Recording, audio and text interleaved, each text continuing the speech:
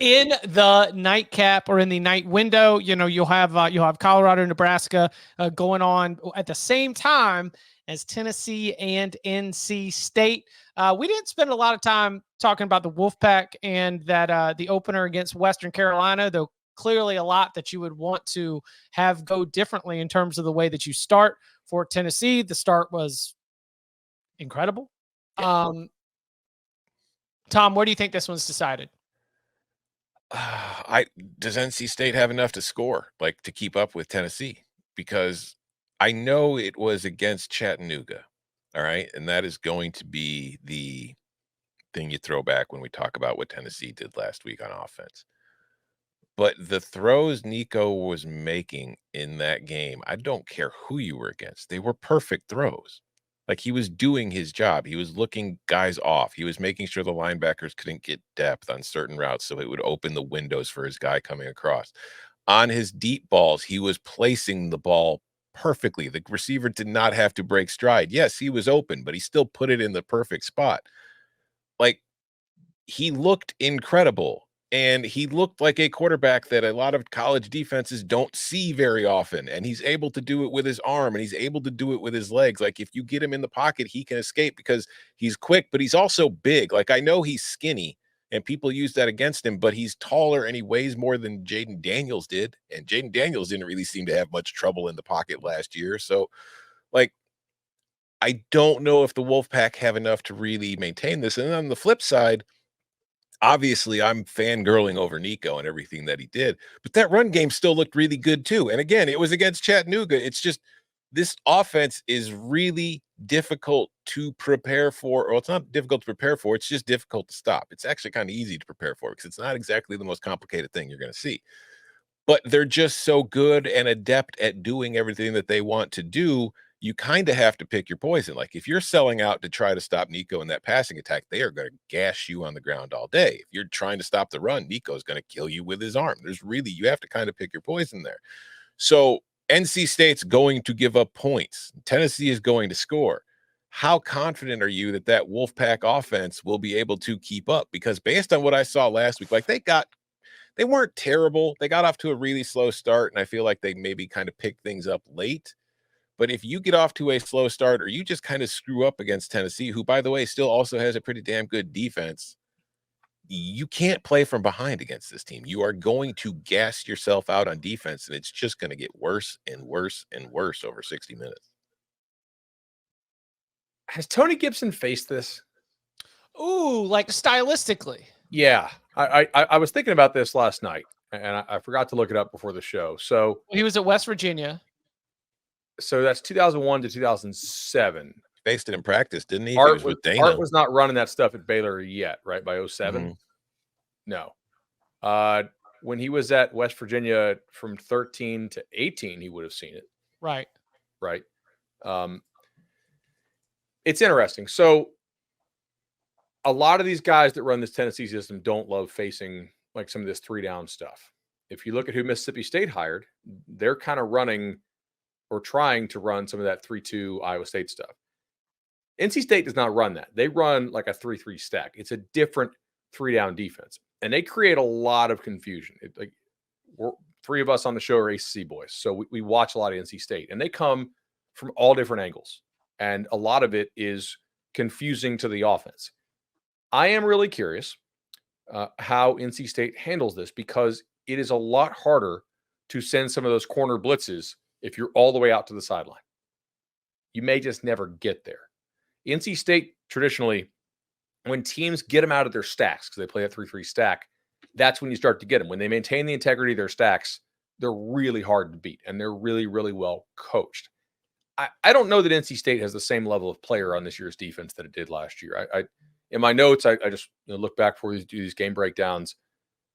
Daniel Jeremiah was like, hey, if Peyton Wilson, that's the NFL draft guy for whatever network he's on, he's like, if Peyton Wilson didn't have the injury history, he would be the only linebacker who people even think about taking in the first round, which I think says something about the quality of play. Like, he won in that Louisville game last year almost single-handedly. I don't know if they're quite as good talent-wise this year as they were in prior seasons. I think the corners are still really good, but How does this defense work against this offense when it's really spread out? That's what I'm kind of curious to see. On the other hand, like I like Tennessee's front a lot. NC State could not run the football against Western Carolina worth the damn, which is a continuing trend for them, the inability to push people around with the O-line. But also, like, I don't think Tennessee's backers and safeties are actually all that good. I think they're just okay. So, like, does the front eat? Do they find ways? Because NC State didn't show a damn thing against Western Carolina. They also Oh ran. yeah, they were like Casey Concepcion's the best player on the field. Let's just like here, let's put him in space. Go. Let's put him in They space. ran a crazy slow tempo too, Chip. Yeah. I mean, by my numbers, they were bottom 5 in the country in tempo. That's more consistent with what they ran at the end of last year when they were a dumpster fire. That's inconsistent with what they ran at Virginia under Robert and I when the system was kind of cooking. So I don't know. I mean, are they going to go fast? Are they going to try to go really slow? Is that a good idea to go slow when most of your success with this offense has been going fast? But also, if you go fast, you know who else would enjoy going fast? Tennessee. So, this is my favorite matchup of the weekend. Like the one I'm most excited to watch. It's not the highest ranked game, but just on styles, I think it's really fun. And also, like I'm sorry, Danny, but you talked about their corners, and their corners are considered good. I don't think they played great last week, but I don't think the pass rush was much to write home about either. And against that team, it's like if they're not getting pressure on Nico, they're dead. Period. Point blank.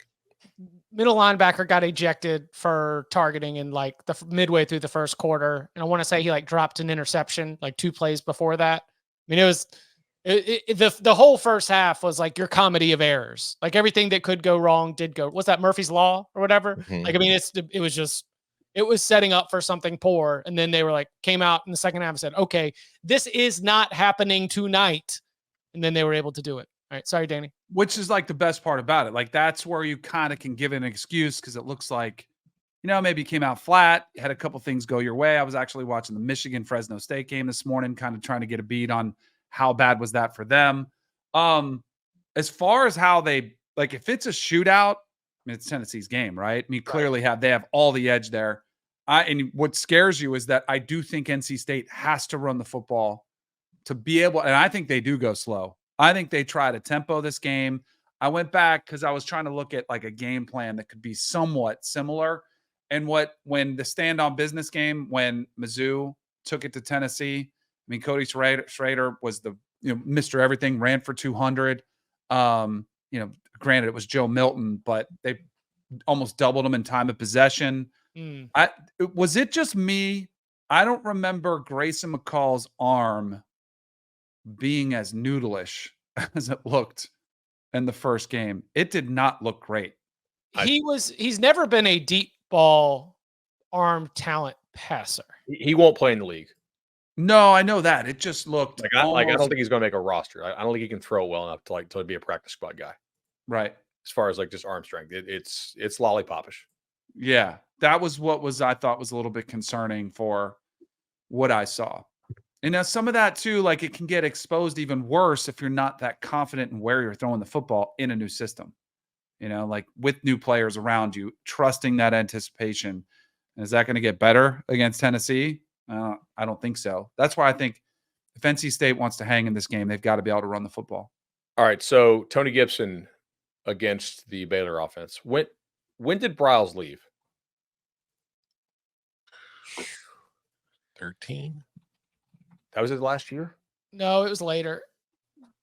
Because I feel like the 16? Scandal was the summer of 16. 2015 is the last year. 2015, right. Yeah. Okay, so here we go. So Gibson was at West Virginia as their DC or co-DC 13. So we'll have 4 games here. 13, 14, and 15. So 3. I can do some math, maybe. All right, 2013, Baylor scored 73. Okay. 2014, they scored 27. 2015, they scored 62. So that's an average. So he's due for 27, okay? Yes, right? They're due for 27. Black, red. Can NC State score 28? I'm trying to remember, like, they faced USF, but that was not when USF was running this. I'm trying to think, like, who else has run. They didn't face UCF back when Heupel was running it. I don't think they ever played Missouri when he was there. They would have faced it a little bit they would have faced it when he was at NC State. And Dino brought it to Syracuse those first couple years, right? Did they overlap? I don't know. This is kind of fun. Sorry to do this on the air. So Dino Babers was at Cuse 16 to 23. So like the first couple years that Tony was at NC State. So 2019, by 20, Cuse was running different stuff, right? Yeah, I was going to say, they didn't go total Baylor offense for all of Dino's run.